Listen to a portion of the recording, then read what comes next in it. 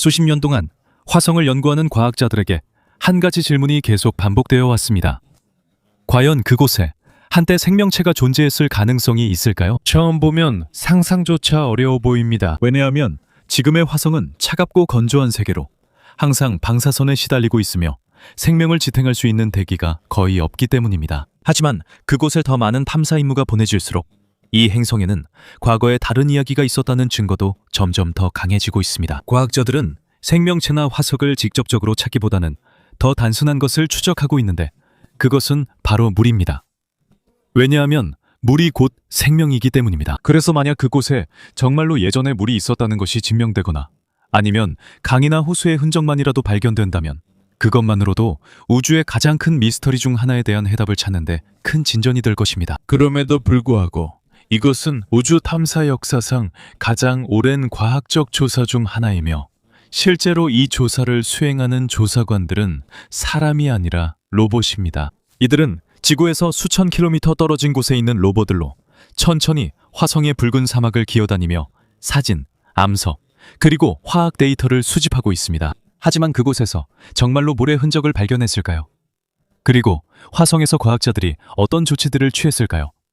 그 결과는 무엇이었을까요? 그리고 가장 중요한 질문은 과연 인간이 그곳에서 정말로 살 수 있을까요? 그것을 지금부터 알아보겠습니다. 하지만 시작하기 전에 이 영상을 좋아요 눌러주는 것 잊지 마세요. 이것은 콘텐츠 제작자에게 큰 도움이 됩니다. 정말 감사합니다. 이제 시작하겠습니다. 2000년대 초반 나사는 오퍼튜니티 로버를 화성에 보냈습니다. 그 임무는 명확했습니다. 고대 물의 흔적을 찾는 것이었습니다. 수년 동안 오퍼튜니티는 광활한 평야, 모래가 많은 지역, 그리고 운석 분화구를 가로질러 이동했습니다. 오퍼튜니티는 30km 넘게 이동했으며 이는 엔지니어들의 예상보다 훨씬 먼 거리였습니다. 여정을 계속하는 동안 로버는 다양한 종류의 암석과 광물을 발견했는데 이는 화성의 일부 지역에 한때 물이 흘렀다는 것을 보여줍니다. 하지만 문제가 있었습니다. 물의 흔적이 있긴 하지만 그곳에 오랜 시간 존재했던 호수나 바다가 있었다고 말하기에는 아직 증거가 충분하지 않습니다. 일시적인 홍수만 있었을 가능성도 있고 잠깐 동안만 얼음이 녹았을 가능성도 있습니다. 그래서 과학자들은 더 확실한 증거를 찾기 위해 계속 조사했습니다. 엔데버 크레이터라는 거대한 운석 충돌구가 중요한 역할을 했습니다. 궤도에서 관측한 결과 그 주변에서 점토 광물이 발견되었습니다. 그리고 행성 과학자들에게 점토는 매우 중요한 의미를 가집니다. 이런 광물들은 아무렇게나 만들어지는 것이 아닙니다. 보통 오랜 시간 동안 암석이 물과 접촉할 때 생성됩니다. 간단히 말해서 점토가 있다면 오랜 시간 동안 그곳에 물이 존재했을 가능성이 매우 높다는 뜻입니다. 오퍼튜니티가 엔데버 분화구에 가까워질수록 점점 풍경이 달라지기 시작했습니다. 수년 동안 거의 평지로만 둘러싸인 곳을 보던 오퍼튜니티는 마침내 언덕들과 오래된 암석 지형들이 나타나는 것을 보게 되었습니다. 이것은 마치 화성의 역사에서 새로운 장이 열리는 것과 같았습니다. 로버가 마침내 엔데버 분화구의 가장자리에 도달했을 때 그곳은 스피릿 포인트라고 불리는 장소였습니다. 이곳을 스피릿 포인트라고 부른 것은 이전에 화성의 반대편을 탐사했던 로버 스피릿에게 경의를 표하기 위함이었습니다. 그리고 그 위치에서 오퍼튜니티는 엔데버 분화구의 광활함을 뚜렷하게 볼 수 있었습니다. 더 중요한 것은 오퍼튜니티가 그곳에서 임무 중 가장 높고 오래된 암석 일부를 연구하기 시작했다는 점입니다. 이곳에서부터 과학자들은 고대 화성이 지금 우리가 보는 모습과는 다르다는 믿음을 더욱 강하게 갖기 시작했습니다. 차갑고 건조한 사막 대신 화성에는 더 복잡한 환경을 형성할 수 있을 만큼 충분한 물이 있는 지역들이 있었을 가능성이 있다는 것입니다. 그리고 오퍼튜니티가 더 많은 샘플을 분석할수록 화성의 역사는 예전 생각보다 훨씬 더 습하고 더 활발하며 더 신비롭다는 사실이 점점 더 분명해졌습니다. 하지만 정말로 놀라운 증거들은 여기서 끝나지 않습니다. 앞으로 몇 년 동안 더 많은 로버들이 화성 표면에 한때 물이 흐른 흔적을 발견하게 될 것입니다. 아주 오랜 시간 동안 말이죠. 그럼에도 불구하고 오퍼튜니티가 계속해서 엔데버 크레이터의 가장자리를 조사하는 동안 과학자들의 의심을 더욱 강하게 만든 무언가가 있었습니다. 고대 화성은 우리가 지금 보고 있는 행성과는 완전히 다르다는 것을 말해주는 것이었죠. 이것은 강도 아니고 호수도 아니었습니다. 바로 땅속 깊은 곳을 한때 흐른 물의 흔적이었습니다. 이 지역의 여러 부분에서 로버는 바위들이 모두 똑같지 않다는 것을 발견했습니다.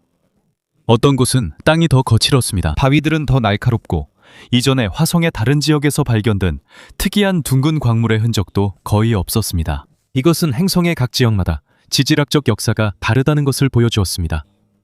그리고 바로 그때 가장 중요한 증거, 조각들 중 일부가 나타나기 시작했습니다. 가장 먼저 발견된 것 중 하나는 아주 오래전 강력한 충돌 사건 이후 더 오래된 암석 조각들이 합쳐져 형성된 커다란 암석이었습니다. 오퍼튜니티의 분석을 통해 과학자들은 이전 샘플에서는 흔히 볼 수 없는 원소들이 있다는 것을 발견했습니다.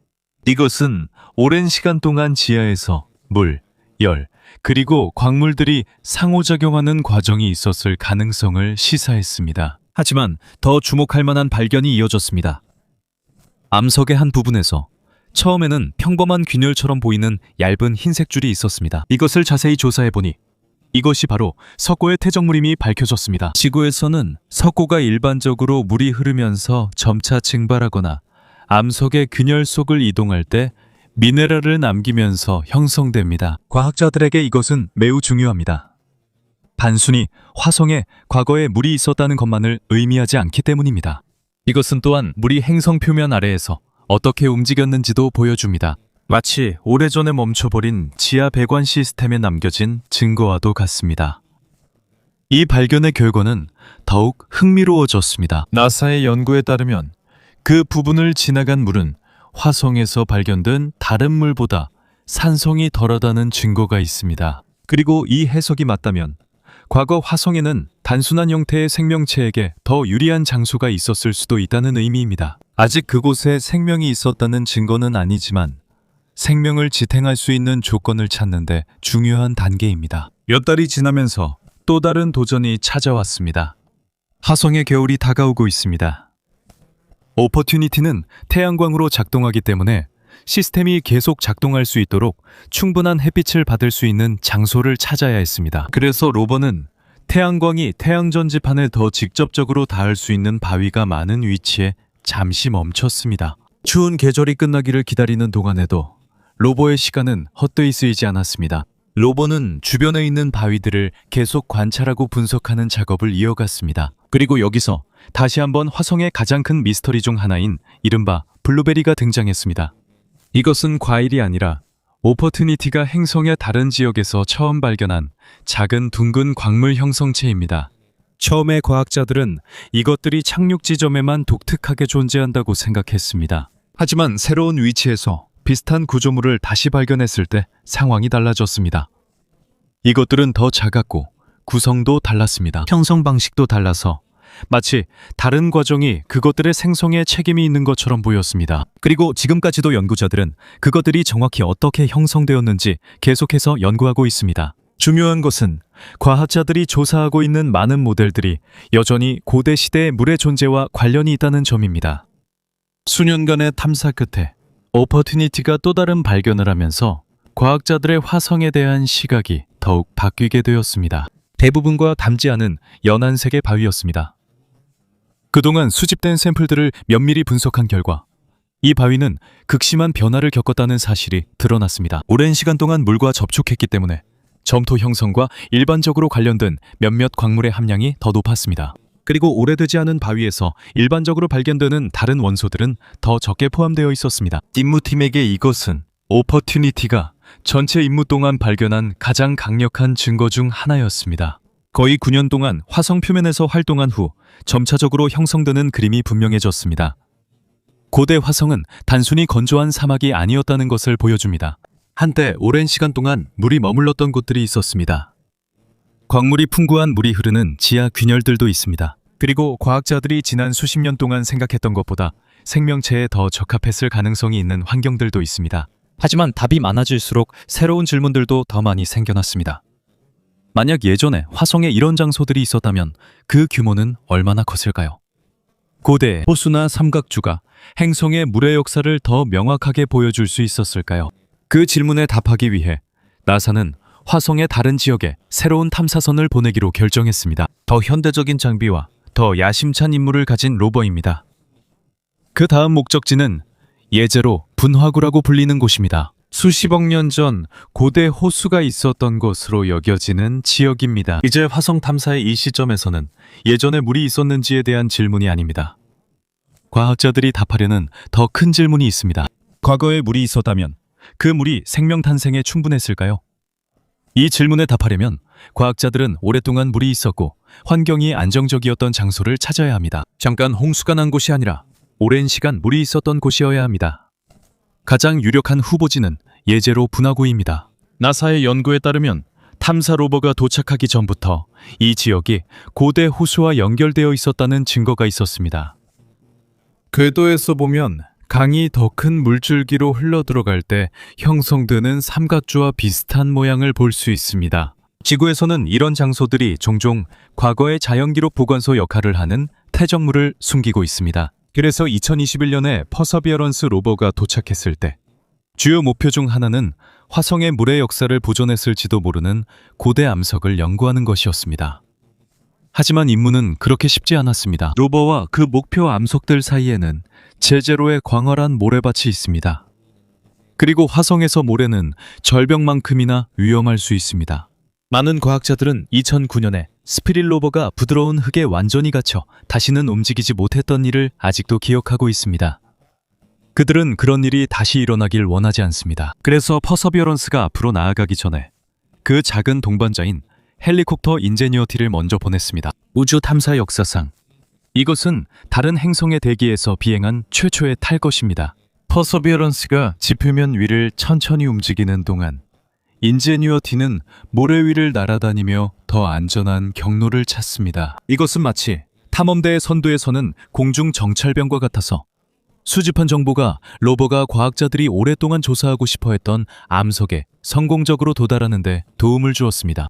거기서 또 다른 놀라움이 시작됐습니다. 처음에 연구자들은 그 지역의 대부분의 암석이 오랜 시간 동안 물속에 쌓인 퇴적물에서 형성된 것이라고 예상했습니다. 하지만 퍼서비어런스가 샘플을 채취했을 때 결과는 달랐습니다. 많은 암석들이 고대 화산 활동에서 기원한 것으로 나타났습니다. 즉, 예제로 호수 형성 전에도 그 지역은 지질 활동이 활발했습니다. 열과 마그마도 있었습니다. 분화구가 물로 채워지기 전에 이미 환경을 형성한 여러 과정들이 있었습니다. 처음에는 이것이 생명체 탐색에 있어 나쁜 소식처럼 보일 수 있습니다. 결국 타오르는 마그마 한가운데서 살아가는 유기체를 상상하기는 어렵기 때문입니다. 하지만 샘플을 더 자세히 분석할수록 한 가지 중요한 세부사항이 점점 더 분명해집니다. 이 화산암들에서도 물과의 상호작용 흔적이 나타납니다. 이 암석들의 조성에는 오랜 시간 액체에 노출될 때 흔히 일어나는 변화가 있습니다. 즉, 화산 활동이 먼저 일어났고 그 후에 물이 도달했다는 증거가 있습니다.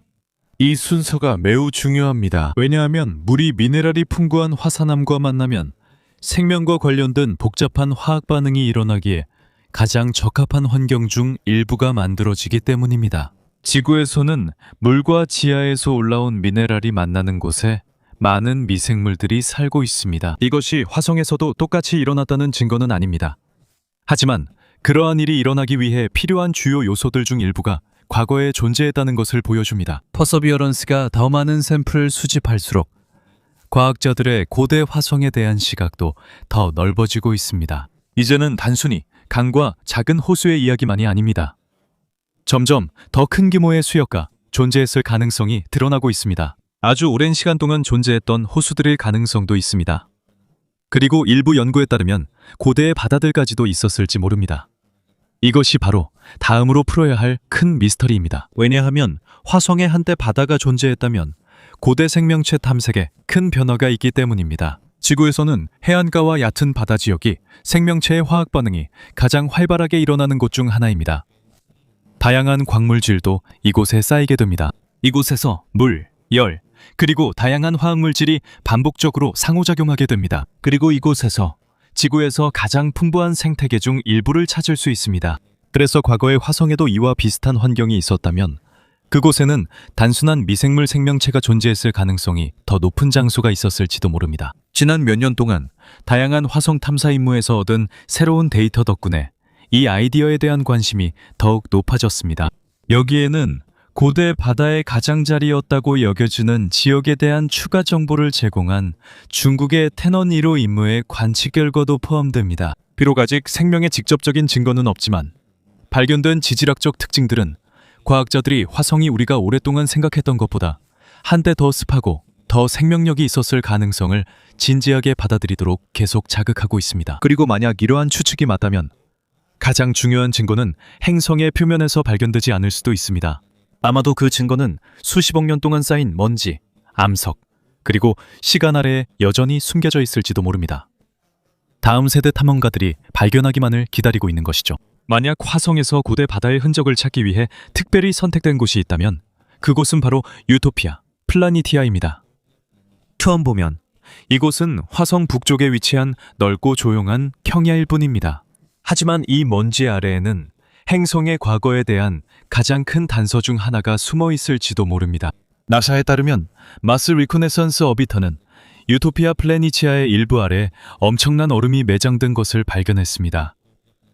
이 얼음을 녹이면 슈피리어 호수에 맞먹는 물이 됩니다. 그래서 2021년에 중국의 태넌 1호 임무가 화성에 도착했을 때 평범한 착륙 지점을 선택하지 않았습니다. 이곳은 오랫동안 고대의 물과 관련이 있는 곳으로 여겨져 온 지역입니다. 임무에는 중국이 보낸 태양광 동력의 주롱 로버가 포함되어 있는데 이 로버는 토양, 기후, 표면 아래 그리고 이 지역이 한때 사람이 살 수 있었는지의 가능성을 연구하기 위해 보내졌습니다.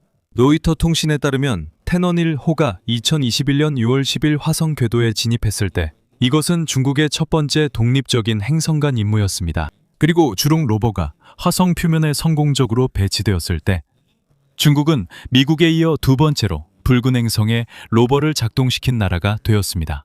하지만 과학에서 더 중요한 것은 단순한 역사적 성취가 아니라 로버가 지하에서 발견한 것입니다. 화성 표면만 보는 것으로는 충분하지 않습니다. 수십억 년 동안 먼지, 모래, 그리고 화산 물질이 행성의 많은 고대 지형을 덮어버렸기 때문입니다.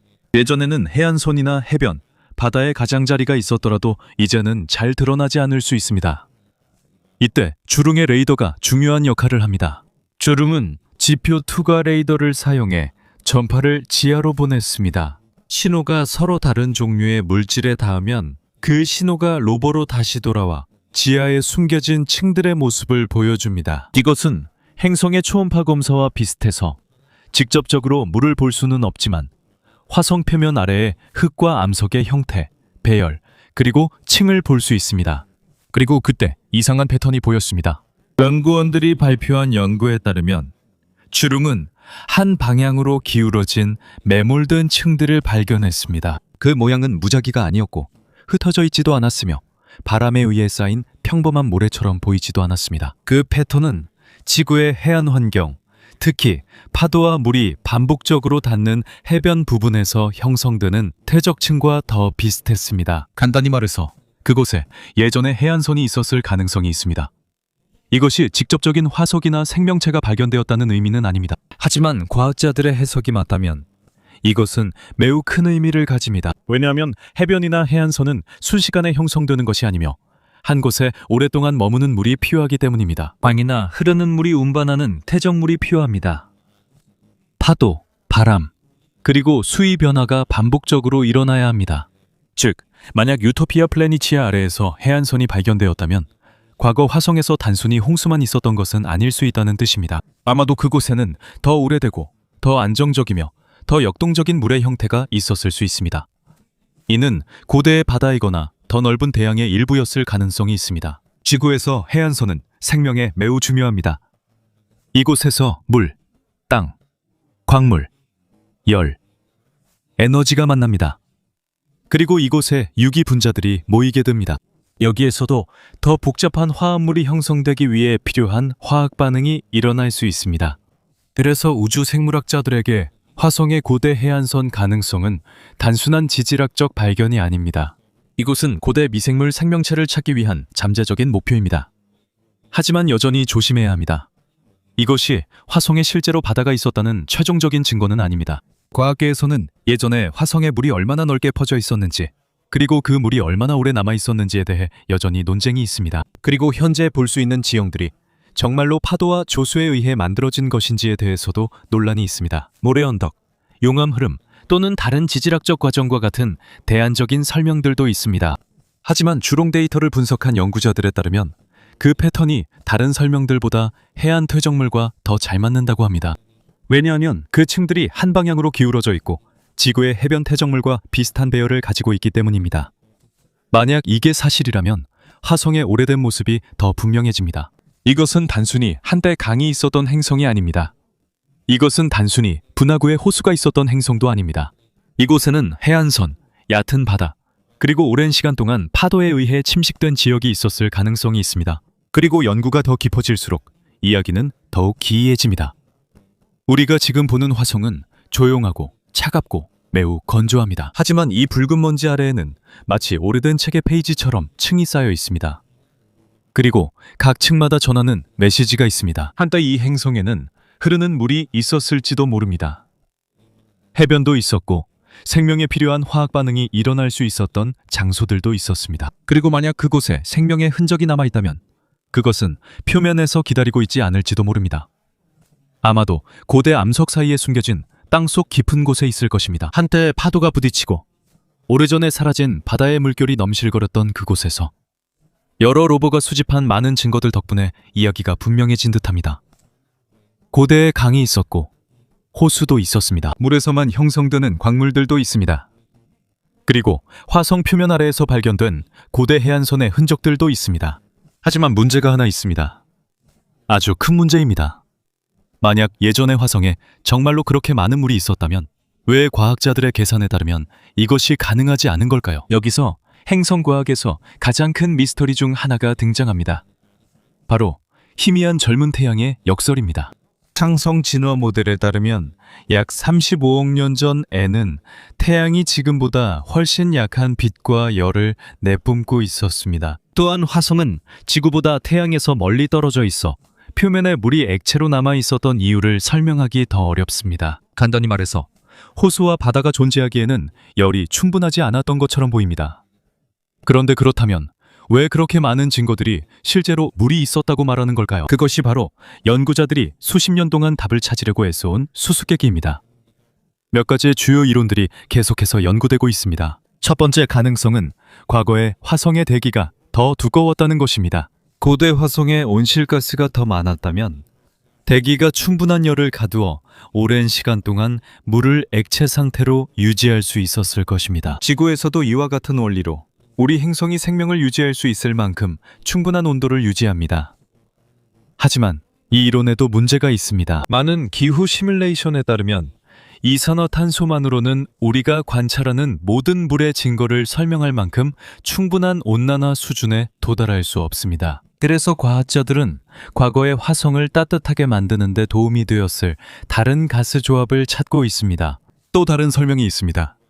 화성의 따뜻한 기후가 지속적이지 않았을 수도 있고 대신에 화성이 짧은 온난화 시기를 여러 번 겪었을 가능성이 있습니다. 예를 들어 대규모 화산 폭발이나 강력한 소행성 충돌이 일어났을 때 일시적으로 온도가 상승하고 얼음이 녹아 물이 흐르며 오늘날 우리가 볼 수 있는 일부 지질학적 특징들이 형성되었을 수 있습니다. 하지만 지금까지도 과학자들은 그러한 단기적인 온난화 현상만으로 화성의 침식과 퇴적물의 광범위함을 설명할 수 있는지 확신하지 못하고 있습니다.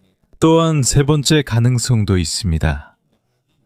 화성의 역사 대부분 동안 화성은 눈과 얼음이 지배하는 얼어붙은 세계였고 가끔씩만 녹을 수 있는 조건이 잠시 나타났다는 것입니다. 이 모델에서는 화성이 영구적으로 따뜻했던 것이 아니라 물이 다시 흐르다가 다시 얼어붙는 시기가 간헐적으로 있었던 것입니다. 현재로서는 모든 질문에 완벽하게 답할 수 있는 이론이 없으며 그렇기 때문에 화성에서 온 새로운 샘플과 새로운 데이터를 계속 연구하고 있는 것입니다. 퍼서비어런스 로버가 조사한 암석과 점토 퇴적물에 대한 새로운 분석 결과가 발표되면서 논의는 더욱 흥미로워졌습니다. 일부 지질 구조가 오랜 기간 반복된 강우 속에서 형성되었을 가능성을 시사하는 증거들이 있습니다. 앞으로의 연구에서 이것이 더 입증된다면 고대 화성이 얼마나 습했는지 이해하는 데 도움이 될 수 있습니다. 하지만 과학에서는 한 가지 증거만으로는 충분하지 않습니다.